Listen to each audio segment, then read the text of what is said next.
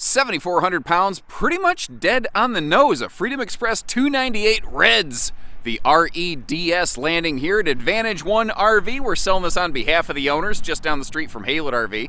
Overall, this thing looks great. I mean, you can see the gleam, the shine on the skin. It was stored under a cover, and it was seasonally kept. This RV was basically never towed. It was towed originally from Coachman to Haylett RV, and then from Haylett RV to their campsite where it sat ever since then. One owner all this time, which seems increasingly uncommon nowadays. The only reason this is here is because the folks are moving several hours away, so they're just taking a break from camping for the time being. This is a nice find. This has been very well kept, well maintained, inside out, upside down, and in between from someone who knew RVs pretty darn well.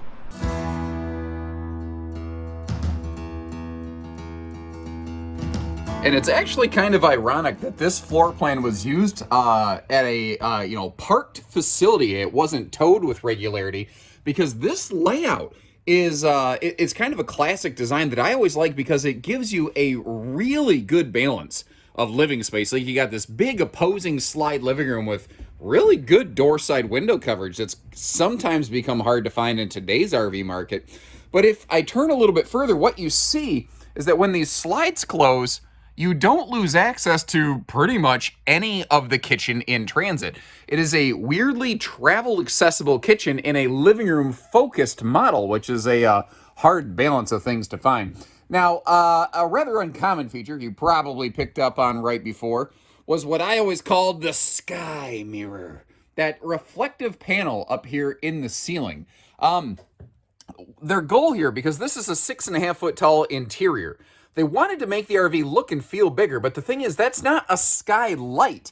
That's not a hole through the RV where you're losing all your insulation quality. It is actually a reflective surface.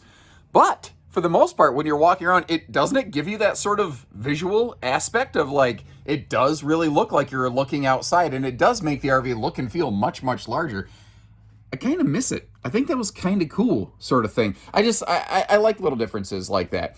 We'll get to all the storage in the RV in a minute. Down below, electric space heating fireplace, which was actually one of the reasons the previous owners chose this specific RV. At the time this RV was built, they weren't just handing out fireplaces like Oprah handing out cars, like you get a fireplace, you get a fireplace. It was a rare feature, and this was a rare offering as a result. Obviously, there is no TV on that power lift right there, but she is all set for one. I also like, your little TV hookups there. Great if you want to put a little 12-volt TV in if you're going to be off-grid. Probably not in this big camper, but you could. Over here, that is a tri-fold sleeper sofa if you are going to have some guests. And similarly, if we continue spinning around like a record baby, we've got what I call a true U-dinette. This is something Freedom Express from Coachman was always good at, still is good at, frankly. That's like a 7-footish, like 44-inch deep dinette. So this is what I generally call like a couple's rig, but it most definitely can open up and be something with really good guest capacity. And what's nice is how the sleeping spaces would be on opposite ends of the RV.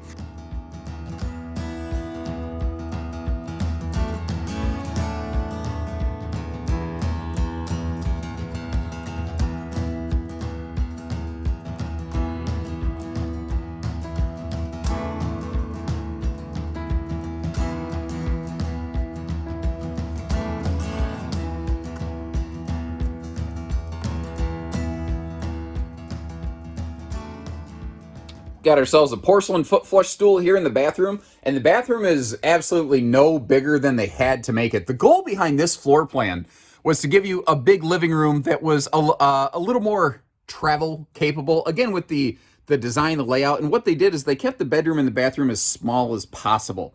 That might be a little tight for some folks. I'm going to go ahead and try to point that out so that, you have an idea of what you're getting before you visit us here at Haylett RV. Well, I guess we're at Advantage One RV today. Previous owner did put a nice upgrade here in the bathroom that I don't think anyone's going to be disappointed with. That larger vent fan up there to give you some extra airflow. Now, if you look over here, you can see how this is a dual entry bed and bath. You've got a full bedroom, bathroom, like closet slide out. Around 2011, 2012 is when those first started coming out. And if we crack that open, you see that there's some really solid storage space in there. But it actually bleeds through over into the master bedroom area. So that's giving us some pretty hefty, like long-term packing capability, which is something the previous owner often commented on, is how they could just leave their RV packed up at their seasonal site and just come visit it when they plan to do so. There are, by the way, dual sliding pocket privacy doors on either side of this bedroom entry. So, you know, if you need to slide out one side or the other, you want to maintain some privacy, you want to be able to hit the bathroom, you can. And I'm glad I actually took the time to spin around here. I kind of forgot about this because it's tucked off in the corner.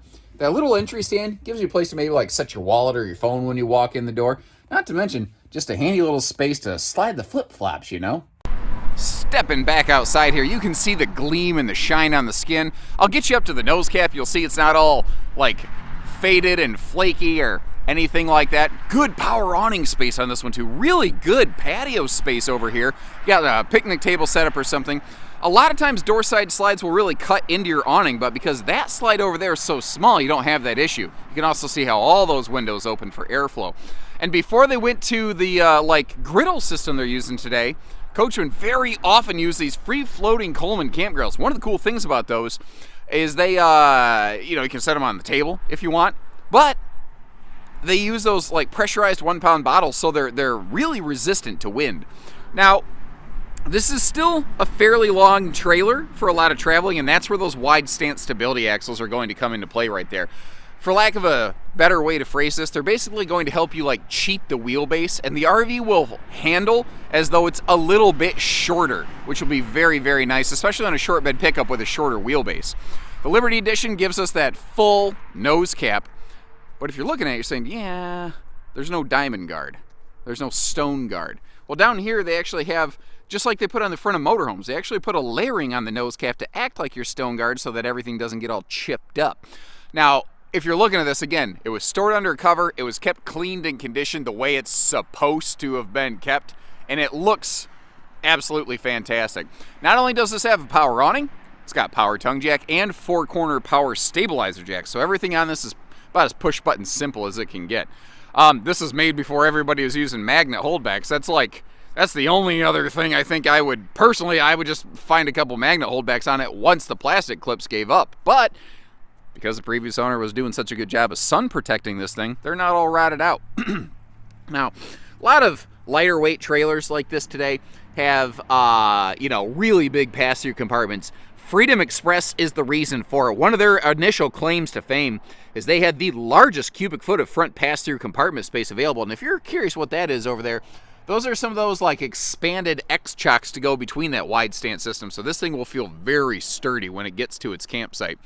Over here between the slides is where we're going to have our little stinky slinky hookup station, as well as a hot-cold camp shower and black flush. And in case you're curious, this does have a pretty decent extended season package. She is enclosed and forced air heated down below.